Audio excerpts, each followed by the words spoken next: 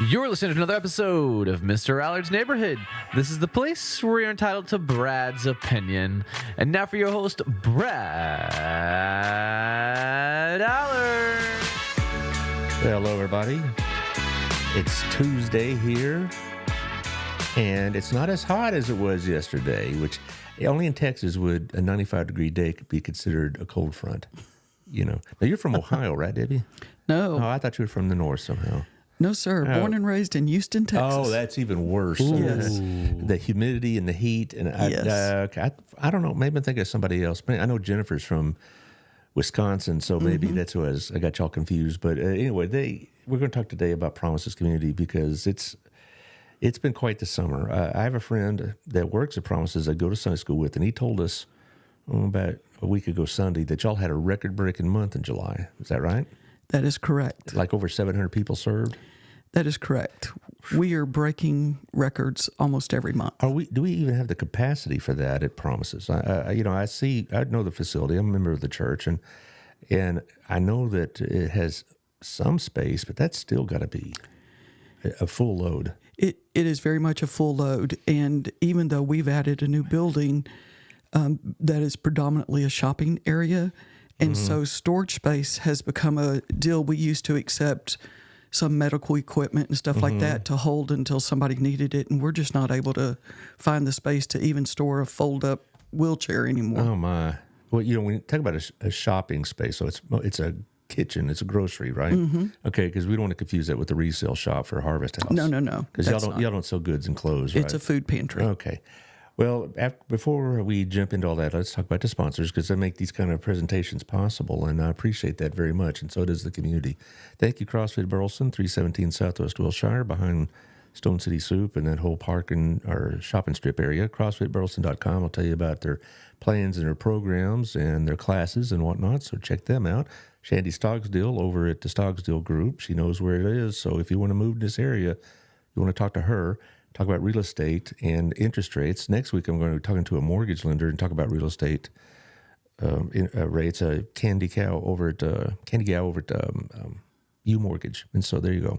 Stogsdill Group. Also, thank you to Our Place, of course. I'll be seeing you in a couple of days with the Sunday school crew trying to solve the world's problems. Thank you, Our Place, for what you do for the community. Also, Wild Cigar and Culture over at the Standard. And we're going to get Debbie here a cigar smoker sooner or later. We're going to make her sooner or later, I'm going to walk in there and she's going to have a highball and a cigar because, after what she goes through every day, I wouldn't doubt she could use one.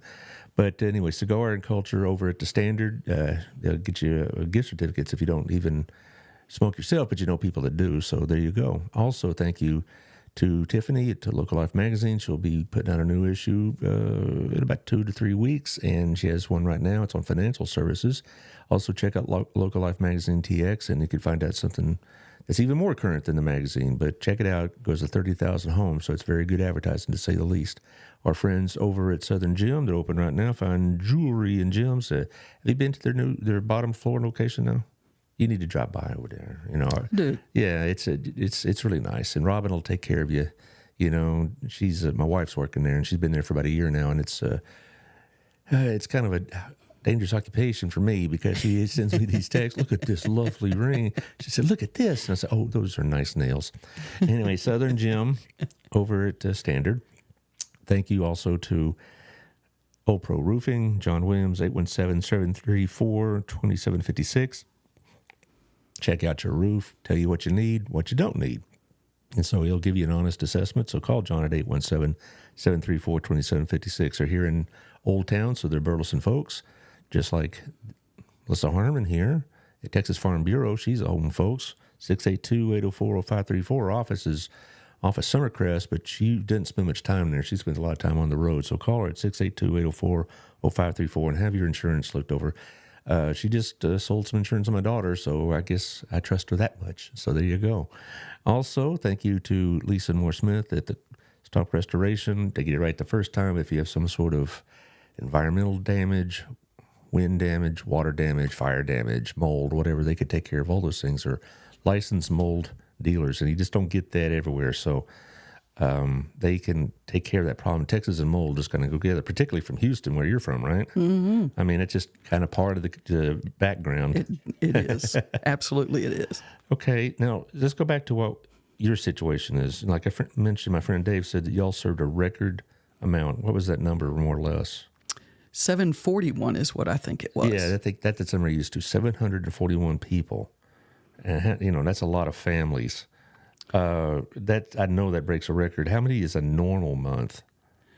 We were only seeing, for the last 2 or 3 years, we were only seeing 290 to 300 in a month. Mm-hmm. So 741 is more than double, which I know some of our other partner charities are seeing that as well. Yes, they are. Jennifer was talking about that last week at Harvest House. They're just getting swamped. We also had that last week was our last week of Kids Eat Free for the summer. Mm-hmm. And we broke any record we've ever kept on that as well. So there is great need in the community of Johnson County. I left this at home. I should have brought it, but there's a big article in the Dallas paper, Sunday Dallas paper. I get the physical copy on Sundays because I'm old school. And they had a big article about homelessness in Plano, which is where I went to school. Mm-hmm. I don't know, call my hometown. I've lived here 33 years, but lived there 6. But it's where I went to high school. And Plano is a fairly affluent community. Certainly, yes, it's known for that. And they have a tremendous problem. Them and McKinney, I don't know how often you get to McKinney, but it's blown up. And it's really developed its downtown and all this. And they're having problems. Yes. Frisco, Allen, all these places, and we're having it here too. Yes. And I talk to your peers, and they come in. Sometimes they look like they've been thrown from a fast-moving train because they're trying to keep up with everything. Yes, we are seeing a great increase in homelessness. You add that to the fact that we have a large increase in the people needing assistance just to get through the month because rent has gone up, their food stamps have been cut, they're all struggling to get through the month. And if they ever have a sickness, many of them don't get paid while they're out. It just is a compounded issue. I heard at a coalition, Baylor University it's my school. Was at one, and I'll be attending a hunger and poverty coalition there. But they were sharing that the fastest growing demographic in homelessness right now is middle-aged white women. And I know that for me, just in the last month, I've had 4 who we are trying to deal with, and it becomes very difficult. There's just not the resources available in Johnson County for these folks. So it is a massive issue. You talk about middle-aged white women. What's causing it in that particular demographic? Many have had husbands who have left them, and they have not been working and not really adept at that, and jobs they can get because they've been out of the workforce for a while are usually towards the minimum wage. And so when you take that they're making minimum wage and rent that is assisted through programs through the federal government, the wait list for those is about a year and 3 months. So you have people, many of them will have a car. They're living in a car, but that is not good for their health at all. Jennifer talks about that quite a bit as well. But yes. I also read another article about how a lot of women are postponing marriage because they can't find a good man kind of thing. And, and you don't want to be, too sweeping in your pronouncements about what's going on with men, but it just seems like more and more men are hitting the road. Yes. They're leaving families behind. Yes. Or they're not considered to be marriage material because they don't have any incentive to go work or any ambition. Is that what you see as well? Oh, yes. Okay. The 4 that I've just started working with, 3 of those, and they even have some grown children in the area. But the grown children were not showing responsibility. They no longer could support them. And so now that child no longer wants to help them either. Oh my. And so they don't even, they're not working together to partner to try to make it. So it is a sad situation that is growing in numbers. The scripture says a man who won't take care of his family is worse than an infidel. That's right. That's a quote from Paul, and that's how I've come to believe it.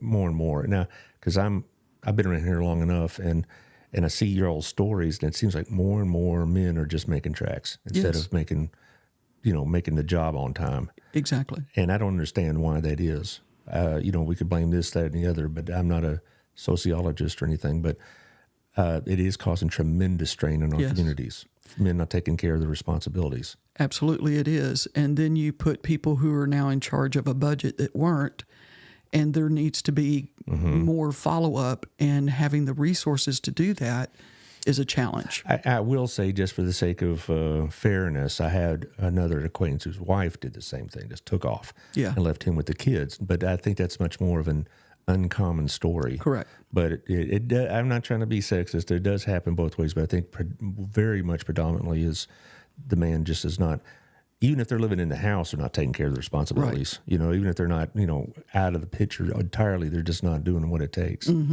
And I know for people my age, and I hear story after story about having them were planning on certain things as they were getting older, and those plans have been put aside because they have to help the kids out. Yes. And that's life, and that's the way it is. But maybe I've just got the good old boy syndrome, but I don't remember that being a thing when I was in my 20s. We certainly didn't hear about it. Yeah. You and I are, I think, pretty much in the same group, and we didn't hear that much about it. We see it a lot now where, 60% of our clients or people who come in are seniors trying to make it on Social Security, and they constantly are telling us, I need to add my son and his 3 children, or I need to add my son and his family. So that has become a big issue, and now you have small homes that now have 7, 8 people living in it instead of 2, and it's not a good combination. These things happen when I was in my 20s, but I just think the families themselves took a whole lot more responsibility for their actions and taking care of relatives that were in these kind of situations. Right. And now it just seems like they got the government, or they can go live on charity, or whatever. And I try to avoid generalizing that my era and this era and all this, because there's always exceptions. But I keep hearing this from all your peers. Yes, that it's getting to be unmanageable, and it must be tough.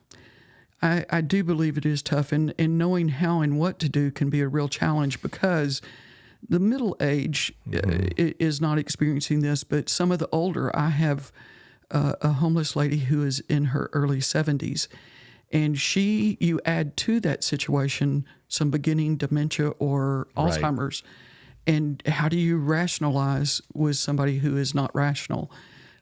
So it becomes a major issue. Our main ministry is a food pantry, but we are faced with these issues. If you want to deal with the entire individual, you have to find a way that you can work with them or resources to do that. I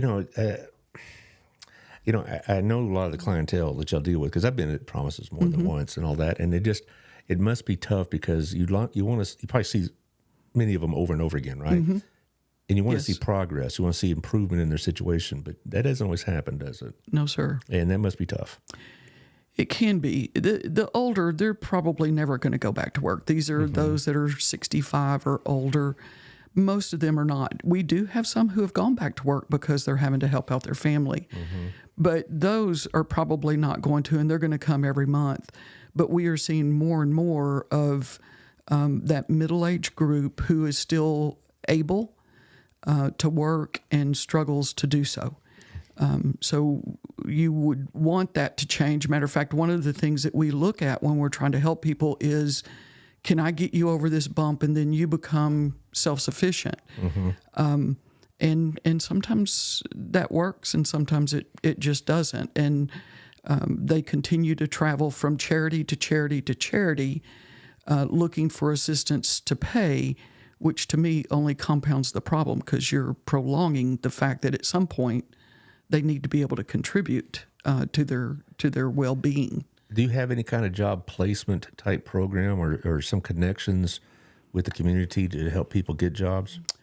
We do. Salvation Army has a pretty good program for that, as well as Catholic Charities, which will help out in Johnson County too. So those are two that have good programs and will take you through trying to teach you as well as help to write a resume. Matter of fact, they will even help you to shop for, might not be new clothes, but it's new to you, outfits that you can wear to interviews and so forth. So there's some resources out there.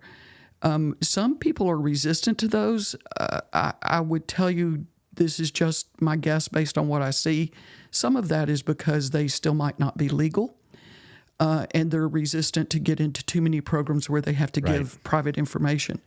But some of it is generational poverty, and they are mimicking what they've been taught for generations and trying to get them to break that cycle. There needs to be a lot of hand-holding and praying. It's amazing how similar your story is to Lisa Schwartz, to Jennifer Woods, to Megan Swearingen, to all the charities that deal with these people directly. It's like it's the same story over and over. And when you talk about getting jobs, what's the biggest impediment for them getting jobs? Is it them themselves, or is it they don't have a car, they don't have a place, all the above? It's all of the above, but more and more we're seeing that they don't have a vehicle. They had a vehicle, it was not a great vehicle, it's now broke down and they can't afford to get it fixed. So we have quite a bit that is transportation related. I think others are the hours. A lot of the help that is out there is 24/7 type work, and being able to take care of their family and do that can become a deterrent to them getting a job. So I see that as the preponderance of it. There are some that just lack the discipline to get up and go, but I say that's the exception. Really, that's good to hear, actually, because a lot of people have this stereotype of homeless or unemployed as being shiftless and lazy, and you may come across that, sure, but I don't think that's the norm at all. I don't think it's the norm at all with what I see. I have seen it a time or two, but by far it's people who are trying to make it work, and society just is against them. We have seen an increase in people coming out of prison that have been there for a year or two. And boy, society does not make it easy for them to do that. And so they face these issues, and it's so easy to fall back into old habits than to stay firm in the new habits. But that's one of the things that we look at. We would love to help you, but we want you to help yourself. I always tell them that I believe that faith is action, and that means taking and going up to the edge of everything you knew and going ahead and taking that step into what you can only imagine. And if you're not willing to do that, I think the blessings of God don't flow as easy. No, it's not an act of disbelief to pick up the want ads. Yes. And so, I've talked to Lisa Schwartz about this in particular because, she has the housing units in Cleveland, and that's her biggest problem is for the people that work is that and daycare. What are you going to do with the kids? Right. And when summer's here, fortunately, the happy days of school return for the parents. They're the only ones that look forward to the first day of school. I've been seeing on my Facebook feed picture after picture of so-and-so's first day, whatever. But so it does help, but it doesn't help you during the holidays, doesn't help you during the weekends, it doesn't help you, if you're working a later shift and all this other stuff. So Lisa says the car issue and the child care issue is by far the biggest impediments to getting jobs for these people.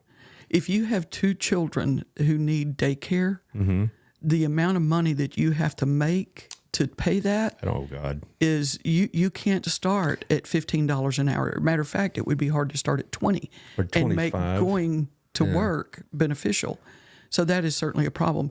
I think that is compounded in that demographic with things that are going on. And I think this is all wonderful, but I was contacted by Volunteers of America who are working at Thomas Square right now. They have the little cottages there, and they are working to remodel them, to update them, and making them available for low income. I think all of that is great, but if we don't help those who are in that low income, they end up being in the no income, and they still can't afford them. Thomas Square is near Hughes Middle School, is that right? I'm not sure about Hughes, Brad. I'm not that familiar with it, but it's over It's on Thomas Street, Right. but I think off John Jones over that way. Over John Jones. Okay. think so. Okay. I was thinking maybe he's closer to Summercrest, but somebody may be able to tell us. But here's the thing. All right. And this comes up over and over again. And I don't want to sound too critical. But when we talk about, why don't we do something like as a community, as a city, as a county, whatever else, let's have some place for them to live. Let's do this. But we want it somewhere else in town. Yes. And I'm not really that critical about that because, I don't know how excited I'd be about having a homeless shelter next to my house. Right. But so I don't want to, portray these people with these kind of reservations as, hard-hearted. But I think we're at the point now we got to consider something. Right. Because we're having too many of these kind of stories, and it's growing and growing and growing. Plano has a center. I don't know how it would work in Burleson or Johnson County. I don't know how. I can't visualize it that well yet. But I think the first thing is we have to come to the conclusion we need something. Yes. Because we're so reliant upon you and other groups like yours that no matter how hard you work, there's just a need outstrips your all's ability sometimes. Yes. We were talking about this before the show. You want to talk about compassion fatigue? I do think we're seeing an increase in what I have termed compassion fatigue because we are a center that we have about 75 people, 3 of which are part-time employees. But the rest are volunteers. And they want to serve, but you have this growing line, so to speak, in front of you. No matter how hard you work, no matter how many days a week you show up, that line continues to grow. And I think it just becomes a necessary need to step away. And so how do you keep that? Because you need to keep these volunteers listening to it. I'm one of the paid 3, but having to sit and listen and pray with them, it drains you. You have that compassion, you have that empathy, but it drains you. And so how do we fight against compassion fatigue, which is, I think, prevalent among those who are volunteering at all of these locations? They are. I talk with Jennifer Woods probably more than any of the others, but we have some of the same issues of trying to keep our volunteers. And I wish I had a good, here's what we can do to fix that. But there are challenges in even trying to pull them together for a brief meeting. Plus, the way we're set up, the volunteers I have this morning are not the same volunteers I have this afternoon. So it creates some issues with how it's set up and the fact that the line continues to grow no matter how fast or how hard we work. We've actually increased our open hours by 3 hours during the week. We used to not open till noon on Tuesday, and we are now open 9 to 3 Monday through Thursday. And we still struggle to get them through. We still are having to add chairs to our reception area. Our wait time to be able to shop has grown from about 3 to 5 minutes to sometimes 15 to 25 because there's so many who need the help and trying to get them through. So I think compassion fatigue, or whatever you want to term it, is a real thing that we must find a way to address. And I am looking, I have been Googling, I have been looking for some way to help that, where you can be able to provide what these volunteers need in order to be able to continue. But I think something important to remember that we went through this summer, we do a Kids Eat Free summer program during the summer to help those children who qualify for the free lunch program but are out of school. And as you know, last year as well as this year, we have had temperatures that exceed 100 degrees many times. And our volunteers are standing in a parking lot on cement with running cars right next to them that generate heat. And being able to stand in 110 degree, probably closer to 125 degrees, and keep a smile on your face is not easy. Say the least. And I would say I would be remiss if I don't give a shout out to our ladies who did that, because never did I find them not smiling, not wanting to be cordial to those who needed it, and the long line of people who said, we don't know what we would do without this program. One quick note on that, Brad, that just is mind-boggling to me, but I think it epitomizes where we are as a society, not only in America, but in Johnson County specifically, the Kids Eat Free program that we had this summer exceeded, if I added everything I did in 2021 for Kids Eat Free and 2022 and Kids Eat Free, if I added those together, 2023 exceeded them by more than several hundred. Good night. So it is a massive need, but to me, it is a perfect example of the volunteers we are blessed to have who braved that temperature, braved it to go out there, smile, and hand out that additional food that we were providing to families. How do you handle your own compassion fatigue? Because I got to believe this is some days where you just go home and think, I don't know if I can keep doing this. Do you know, I have always my life been a self-talker, and I commute to work. So I have a little bit of a drive where I'm in my car, I'm alone, and I will talk about it. Personally, I have been homeless. Fortunately, it was for a very short time. So I know some of what they face, and I can talk through. I might not see the answer for tomorrow, but I know God's got one. And so I can get myself back to a good time. But there certainly comes a time where I need a few days off for a longer period than just overnight. But God has blessed me with that positive self-talk, pump me up. I think about long years ago, probably dating myself very much, but where Saturday Night Live, they were, I am here to pump you up. Oh, yeah, with Arnie and they were doing Arnold imitations. I remember that skit, yeah. And so I believe that is one of my duties as director. I'm able to do it for myself, so I also try to do that for our volunteers. Well, it does take a special kind of person to do what you and the others are doing because, not in the same kind of way, but school teaching was like that for me. Most days were fine, but some days I'm thinking, I must have been nuts. And some days you'd wake up and say, boy, this is going to be a tough one. Yeah. Lord, I need you to pull me through this day because I ain't got attitude. But, so I can relate to that level at least. But it just seems like, I was able to see progress in students and see them graduate, move on. But in your situation, it'd be tough because, like you said, the line gets longer, and it seems like the tide is rising higher, and their assets and resources are getting stretched beyond breaking point. Right. That's another thing is the financial end of it. I mean, I know we support Promises through the church, but you do take outside donations certainly, but you're still the need is still probably outstripping the resources. It has been, and there's so many things that play into that. Last time I was here, we talked a little bit about the supply and demand and the shortness of supply to get on the shelves.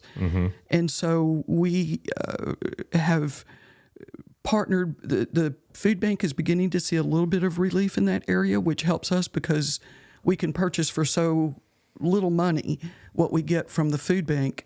But outside of that, our wings were clipped at purchasing from regular stores and getting that at wholesale. And we are being able to do some of that.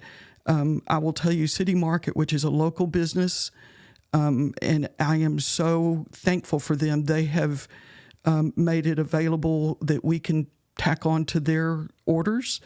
And while we're paying a little bit more for it, we can do that, which then leads to, if I'm paying more for it, it's costing me more money to have that food on the shelf. Right. And we are extremely blessed at First Baptist because we have some staunch supporters that continue to financially support, but it is continuing to take more, which if you look at our budget sheet would show that it takes a whole lot more to get the food on the shelf and helping neighbors with rent or things when we find those that we feel would be beneficial to help. What I used to pay $850 for is now about $1,400. Right. Otto talks about that when I visit with him about the restaurant business. Yes. And, a box of chicken would cost X. Now it's like 3 times X. And, and I've heard from all y'all that provide either meals or other types of services, just the inflation is just killing us. Yes. And that's why I not keep the politics out of it, but I do get irritated when I'm told in the media that things are getting better. So, you're not sitting from where I'm sitting. Exactly. And so, but it's, I hear about the difficulty it is to get food. You know, Jennifer talks about it. Other outfits that deal with, like, you know, our Next Step friends deal with diapers and other supplies and things like that. It really is a struggle. And you also talk about compassion fatigue. I wonder sometimes that is affecting our community because the need is growing, and a lot of people say, I can only do so much. Right. You know, I only can, you know, give so much money and or time or goods or whatever. And I wonder if that's becoming an issue for our community.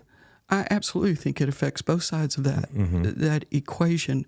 Not only does it impact the people who are volunteering and trying to be there to serve the community, but those in the community who need the help, many of which have not had to have it. We have people who are coming back to Promises who hadn't been there for several years, but things have just gotten so tough they're back. And they're coming back and saying, where can I go for help with this? Or, you know, how can I get assistance with my electric bill that's sky high because it's 110 degrees? And so I think it affects both. They are weary of, they work hard, but they just aren't making it. And so it's frustrating to them to come in and be told, no, I'm sorry, we're out. I know Jennifer had shared with me they were out of money in July, like the 7th or 8th of the month. And that causes issues for them, having to talk to people and say, just don't have it, as well as those coming in to ask for it and being told no. So I think it affects all aspects of the community. Well, they all say that giving is down for various reasons. Not because I don't think it's a lack of compassion on the part of the Burleson people, but they're, you know, working families are going through this as well. They may not be homeless, but they're still affected by high prices and high electric bills, and they probably feel like, I'd like to help you, but I barely make it myself. Exactly. You know, so I think that's where a lot of it's happening, and probably the number of donors that have that kind of expendable capital is very limited in number in this community. I would say so. I think that is exactly right. Just looking at myself, I am blessed and don't have to go for that help, but I can tell you my electric bill is, you know, about 70% higher right now than what it's ever been. I'm fixing to celebrate 20 years of my house, and it's larger than what it's ever been. Buying groceries, you know, my grocery bill is up. So I think we're all experiencing that, and if that's up for me, it limits what I can give. So it is, bottom line, it is a growing problem. It is a widespread problem. Johnson County isn't unique to it, but certainly serving, working, and worshiping here in this county, I see it up close. And that's, I guess that's the point I'm trying to make. I don't want to betray people who struggle with the decision to give. You know, a lot of times the heart is generous, but the wallet isn't, and because they, you know, I back to school, I got to take care of my kids. I got to buy them clothes. I got to, and you know, have you seen how expensive clothes are? Which I don't buy kids clothes anymore, but it's not. It's got to be more expensive than when I was doing it. Right. And so, you know, we have a very generous community, but I just think our generosity is running up against the reality of our economy. I agree with that. I look at people like my peer Jennifer Woods, who is out seeking that financial assistance. We are blessed at Promises that the preponderance of our money comes through donations from our membership. And so I never forget that I am very blessed that I'm not out there knocking on doors to get that. Although we have had some substantial assistance from people, Cook Children's, who has a great desire to help children, made a substantial donation to our Kids Eat Free program, and Golden State Foods. I was very impressed. This is a company that is based actually out of California, but they have a local warehouse here, and they brought us food as well as donated 200 backpacks with some supplies in them, things that you just can't imagine what that means.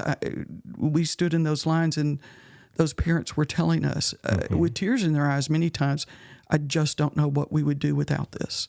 Well, you know, the thing about sending kids back to school, a lot of parents, a lot of particularly single moms, don't want their children to go in ratty clothes and not have the supplies they need because it's humiliating for the child.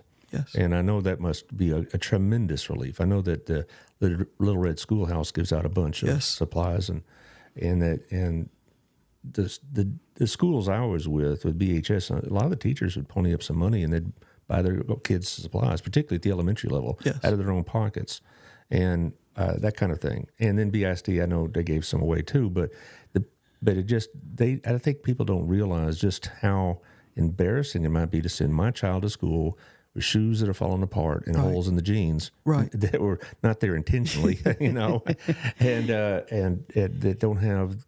They see the kids with the latest backpack with Spider-Man on it, and their kids carrying around their stuff, if they have any, in a sack. I agree. We get to see some of those kids, and they become very sullen, I guess, because they're embarrassed with bringing and having to come to promises. We have something coming up, Brad, that if you don't mind, I'm going to take a minute to talk take about. all you want, please. We are having a program in September, on September the 23rd, which is a Saturday, and it will be from 10:30 to 12:30 on Promises property. And we are calling it Nourish and Flourish, where we are going to open it up to the community. We'll serve some hot dogs, some brats. We're going to have a bouncy challenge course for the kids, popcorn, some stuff like that. But the main purpose of it, we're partnering with Harvest House. They're going to be there with us. But we have resources that are out there that many of our clients don't know about, and we want to make sure they know. So we will have people like Aetna, Humana, that will be there to talk about Medicaid and making sure that they are utilizing the benefits that are available to them. We have Many Mansions, who is a fairly new charity in the area, that will be there. They target help for single women. We're looking to have Kids Beach Club there that will help children in school to get into a club that they can feel comfortable in. Our children's ministry of First Baptist will be there. We are just going to be providing these lists that will say, here's all of the food pantries in Johnson County, and here's the ones closest to you, that if you visit all of them, you could get food every week. Don't just come once every 30 days to Promises. Here are places that you can go, again, to nourish your family. But flourish is because if you're not taking advantage of the benefits that are available to you, you could be spending money that you could put elsewhere to help your family. So that's coming up on September the 23rd, again, right at Promises. Everything there is going to be free. You don't have to pay anything. It's just an opportunity to see what is available and allow your children to play a little bit and get a hot dog for lunch. This, well, you get a logo or some sort of flyer for that. Send it to us, and we'll put it on the rotation. Okay. This Many Mansions, I haven't heard of it. Is it Burleson based? It is not. I want to say it's out of... It works in Tarrant County as well as Johnson County. And don't hold me to this, but I think they are out of Tarrant County, and they have a location in Alvarado. They started out targeting just single women who had children, young women who had children, and now it's any age woman. Some of these that we've been seeing that are homeless now, and they have done, I'm aware of several where they have done amazing things. They've helped a lady once that she had some things going on, needed to be legal, but didn't have the money to finish up her cost for immigration papers. They helped her with that. I know a lady that they helped to get a vehicle because her car was not reliable enough to get her back and forth to work. So it's not just paying some rent and electric bill. They've paid tuition. So they are focused on trying to help women get set up and financially independent. Well, if you would have them contact Taylor and I. We'd love to have them on the show. Sure, I'd be happy to. Okay, you have my contact information, and they give it to them, and I'd like to see them. And if they can make it, they'll make it to that giving show on the 21st of next month. Yes. We'll see what we can do, because that's what the show is about. Yes. It's things I could do yesterday, ranting about Joe Biden and Hunter Biden. That's for me. But anyway. Well, we are still looking for things. Golden State is another one that will be there. We found out they have some job openings. Really? That's good. Yes. We want to make sure that people know here's where you could go, because not only do they pay a salary, they have benefits, not always available for people. So we're hoping that it's going to be something that helps to educate the community on what is available to them. And people read in the paper, wow, all these job openings. I drive by this store and go by that restaurant. I go by this place, and they'll have help wanted signs. Mm-hmm. So when they see them going unfilled, they assume the worst in many cases. Right. But again, I think we need to look at the whole picture. It's the logistics of having a job. I mean, Right. they're very, very tough. Right. And I can remember my wife and I both had jobs. We had kids. We had a stable family. But we were scrambling for daycare sometimes, Yeah. And on either a daily basis or maybe, okay, this situation fell through. Now we got to find something, and it's Friday afternoon, so we got to Right. get something in about 24 hours. Yeah. And so I can only imagine if you don't have a partner like I have to manage through all that. And not that we're wealthy by any means, but comparatively speaking, I had the wherewithal. I think that's true, that there's that. And, when you have the common Joe, I guess, might be a term we could use for them, that is struggling, a lot of the jobs which are that a lot of our clientele goes to, which is the house cleaning, where I might not need to have all of my paperwork because they're not, checking that or not trying to get into the politics of all of that. But when I struggle, I no longer can pay somebody to come clean my house every 2 weeks or whatever. That goes away or it reduces. So we see a good bit of that where I was working X number of hours and now I'm working less hours. So, it is a massive, massive problem. Are you connected with that clinic that's right close to you on Haskew? Do y'all do stuff together? We don't do much together, other than we were aware of it. Our church, as you know, helped with the location. I know a little bit about it because I know some of the people who volunteer there. Right. But other than that, we make a brochure available to our clientele that this is available. But outside of that, that's it. So it's not like you send them business because their business is booming. That's what I've been hearing. It is booming, and we do refer some people if they come in and say they have no insurance, and they, whatever it might be, sore throat or whatever, we encourage them to call and set that up. Yeah, and there are solutions to this problem, but they're not painless solutions. No. It would take more public revenue. It would take public sacrifice. It would take maybe breaking away from ideologies that blind people to the issues sometimes on both sides, not just left or right, but both sides, that they are so wound up in ideology and whatnot that they can't see, hey, people are being affected by this attitude.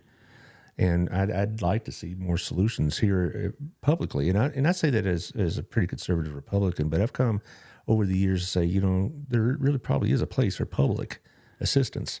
Exactly. I'm not going to, have the attitude I did 30 years ago, but, much more conservative, shall I say. Now that I've lived as a school teacher and I've dealt with people, dealt with children, then all these situations say, hey, if my ideology is blinding me to the need, then I need to change my mind, and I need to change my spirit. And private charity goes a long, long way, but I think we're at a point now we're not, as a community, want to consider public options as well. I absolutely think we need to, and to come together to think about them together, because if this one entity is trying to fix this thing and the other parts aren't being fixed, I think that it limits its impact. But if we work together, I think we could make a stronger impact for the good. Y'all have any connections with public entities that are out there, like Johnson County's services or whatnot? We refer people to Texas Neighborhood Services, which is a government program who will help with rent and electric, but we're not attached to them where we're helping or influencing decisions. It's just making it known that is a resource out there. We were aware at one time the government was granting some grants. We were approached about them. But I know that Salvation Army of Cleburne took on the bulk of that money. I think that Harvest House even did it for a short time, but where they were making some money available and where it might have been, let's say, $100,000, that's been cut to $29,000, and you are not going to make a dent with $29,000.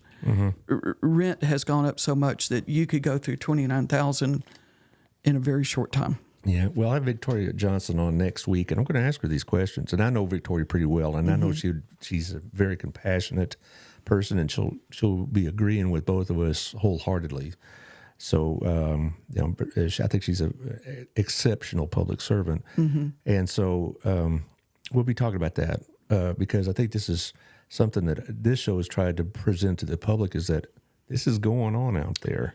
And we may not see it as much because, we see the new stores and restaurants coming in and the road construction and then these houses going up. We think everything is booming. A lot of people falling through the cracks. I would agree. I have heard that City of Burleson, their city council and stuff has been discussing it. I think it's kind of been put in front of their face because we've heard of some of these folks who are hanging around in Old Town. And, once it gets up close, you get the attention. Yeah. And so it's like that mayor in New York all of a sudden discovering that illegal immigration is an issue. Is an issue, exactly. I was trying to be very politically in how we say that, but I do think it has neutral, I know. their attention. And I think that can only help. At some point, you need to quit talking and act, but I think that it's getting some attention. Well, I hope so because, people say don't see tents under the overpass or something like that. But I'm told that there are sectors in the outskirts of town where that's starting to happen. I will tell you it's not on the outskirts. Okay. I know of some at the back of a subdivision. There's a little creek and a treed area, and on any given night, you probably would find at minimum a half dozen people living back there, pitching tent. Right, and you go to downtown Fort Worth area and you see it, and they say, "Well, we're not like that." But the only difference I think between those people in Lancaster and ours here is ours are sleeping in cars, not in a facility. We do have a whole lot of homeless people. We have people with a job who are living in their truck. Right. Or car. Yeah. I remember, unfortunately, one of our paras many years ago, we found out that they were living out of their car. And so what we did was we tried to help her find a job that paid more. So, and because paras don't make much money. Right. And so that was, gosh, in the 2000s. So it's been a little while. But we found out that she was taking showers in the girls' locker rooms and, and stuff like that. And said, this is not acceptable. Right. And so we try to help with that. But that's, 2003 or 4. I can't even remember now. But anyway, I think, in a way, I think it's not a bad thing that people get a visual of what's happening in this world. If they see Old Town seeing some people kind of, getting their attention that way, I think that's not a bad thing necessarily. I agree. Because they need to know what's going on. And like I was mentioning earlier in the show, we know thousands of people in this community that want to do the right thing. I think if they just need to know what the right thing is or how to do it anyway. Exactly. They know what the right thing is. They just need to know how can they translate their heart into action. Right. And that's what y'all provide. That is our goal. That is the reason that we have it as a mission work from our church, is that is our goal to do that. Well, I told you before, I was on the original committee that set that up back in 97, I think it was, and it was going to be operated out of that little place where the clinic is now. Right. And I don't know if we envisioned in 1997 what it is now. Right. I don't know if we envisioned the need in 1997 like it is now. I remember the original motivation was, we have some people that need some help. And, if we're going to be Christ's representatives in this community, we need to do something other than just, we'll pray for you, brother. And, but I think, I don't know who's on the original committee other than myself and a couple others. And a couple of, unfortunately, passed away. They were older than I then. I think if we saw what was going on in Promises now, we'd be astounded. Yeah. Because of the need. Yeah. I get information passed to me when I'm at church and stuff from some people who were in the original or the early stages. And it is a little bit different to see what goes on now. I think if you ever want to be inspired, whether it be Promises or Harvest House or any of the others out there, Open Door, come and sit in the reception area for a while and see how these ministries are handling the community, because I couldn't be prouder of our volunteers and how they deal with the people who come in. I had one of our volunteers who was sharing with me. She had a young man who had come in to shop for groceries, and he told her, he said, "I like to come here." And she says, "Well, why is that?" And he said, "Because you make me feel like family, not an outcast." Yeah. So I think that those are what we're looking for, is how do we give you dignity and respect? Because if they don't feel that, lots of times they're not going to go in looking for the job. They're not going to go look for ways that they could be independent of us. So I think all of those things work together to build a strong community. Well, unfortunately, we're coming close on time, so I'd like for you to take the last few moments to talk about specific things that y'all are looking for at Promises, and then also we'll talk about what's coming up on September 21st. Okay. Things that we're looking for right now are the ability to have kind of miscellaneous things on the shelf. So those are what we consider a bag of chips or even bottled water. Do you have toiletries? That is a great need because that has gone by the wayside. Toilet paper, shampoo, deodorant. About the only thing that we've been able to keep much of is toothpaste and razors. But we absolutely need those things. Laundry detergent, dishwashing detergent. We consider all of those toiletries. And yes, we could use those. So any of that. The other thing that we are now starting with, since we've finished Kids Eat Free, is in November, we will do a Thanksgiving bag for our senior citizens. And trying to collect for that. And there is a list on the First Burleson website where you can go out and see what it is that we need. It's in essence a Thanksgiving meal in a bag where you have some green beans, some, French fried onions, things where you can make a green bean casserole, some sweet potatoes, mashed potatoes, and a turkey. We will provide the turkey, but we're looking for all of the things that go to make that meal complete. My grandma's stuffing recipe. Yes, yes. We usually don't get those good stuffing recipes in there, but we do provide them some stuffing or dressing. And so we're collecting for that. Certainly toiletries. We have had very limited toiletries for quite some time. But the other thing is just more miscellaneous type things, whether it be raviolis or a boxed dinner or those type things that go really fast. But we have a little bit hamburger helper and that kind of stuff. Okay. Yes, those will go pretty fast, and we can help to make sure they have the pound of hamburger to go with that to feed the group. You have refrigeration, right? Oh yes, yes. We have a walk-in refrigerator. We have a walk-in freezer. Right. We are extremely blessed with those things, but we have been able to stock a little bit of canned goods, that type of thing. What we need are more of miscellaneous thing. If it's most people think about pantries, they think about beans and corn and canned food and whatnot. But like you're saying, it's things that you might not think of. I bet mac and cheese goes quick. Mac and cheese goes quick, but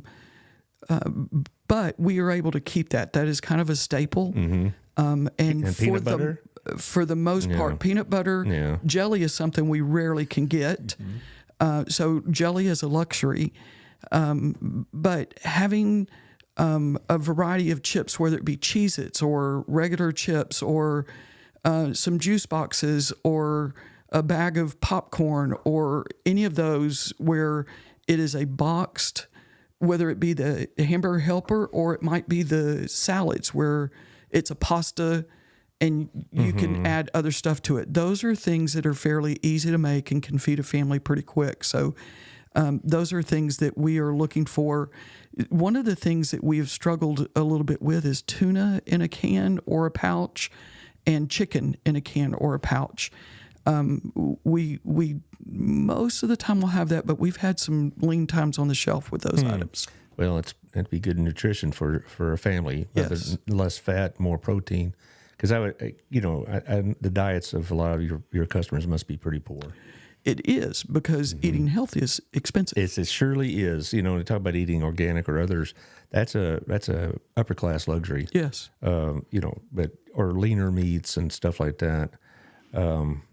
I know that my budget, modest as it is, we eat a lot less red meat. Unfortunately, I love steaks, but we eat a lot of chicken these days because that's much more affordable. Absolutely. Yeah. I think that's one of the reasons our Kids Eat Free was so well received is it's not the most healthy, but they're going to get something that they like that they'll eat, such as raviolis or Pop-Tarts or oatmeal or those type of things where they don't normally have the ability to get that.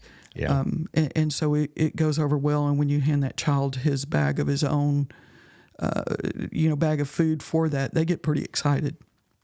Okay. On the 21st of September, we've been talking about Giving Day, and you'll be here along with some of your peers. Yes. We talked prior to the show. I said, we'll have the rotating guests, shall we say, at your mic, and they could talk about their programs and such. But I think you and I had stumbled on a pretty good idea that after the show, we're going to tape a second show for later viewing, maybe like that next Monday. When we talk about y'all, the ladies that run this, because I think the people of Burleson need to understand, y'all might be fueled by faith, but sometimes that fuel needs replenishing. Absolutely. You might be doing good work, but some days are harder than others. I couldn't agree more. And I've been kind of focusing on that when I've been having y'all come in and talk, because I want the community to know that this is not done effortlessly. That every day they get up and say, praise the Lord, it's time to go help people. Some days like, Lord, I wouldn't mind a few less people today to help out. If I'm honest, I would have to tell you there's been some of those where I'm pulling in thinking, Lord, let it be a little slower day. But I think it is a very real problem, not only for myself, but for my peers. So would love to talk about that. Okay. I think it'd be a great show. So I'm going to, when I send out the information about the show, I'll say, try to make it a 2-hour block of time so we could do that. Secondly, also, I should announce that beginning next Monday, we'll be doing different times because my Hill and DBU schedule starts. So it'll be 10 o'clock on Tuesdays and not Tuesday. No, say it right, dummy. Mondays and Thursdays, and then noon on Tuesday. I'll be driving in from Dallas. So it'll be Mondays will be 10, Thursdays will be 10, Tuesdays will be noon to accommodate this new schedule. And, I'm looking forward to the 21st. It's always a special show. Well, Me too. I have to give the credit to Lisa Bolden. How she said, you ought to have us all at the same time. And she said that on the air. So what am I going to do? Pin you in a corner. I said, no, that's a great idea. And it's still one of the best shows I've ever done. I'm very pleased with it. But thank you for what you do. God bless you. God give you strength. God give you the assets you need, both physically, emotionally, spiritually, financially, the whole thing. And we appreciate what you and your peers do for this community. You make it a much better community than if we did not have you. I can't even imagine what would be going on without y'all. Thank you, Brad, for having me back. Sure. Anytime. Okay. And we'll see you on, what is today? It's Tuesday, right? 15th. Tuesday the 15th. I have another one of your peers, Reach, across Johnson County on Thursday with their mental health seminar coming up in October. And next week, I got a couple of my B&I friends talk about business and also Victoria. So we have a lot going on. So we'll see y'all next week. Have a blessed day. Mm-hmm.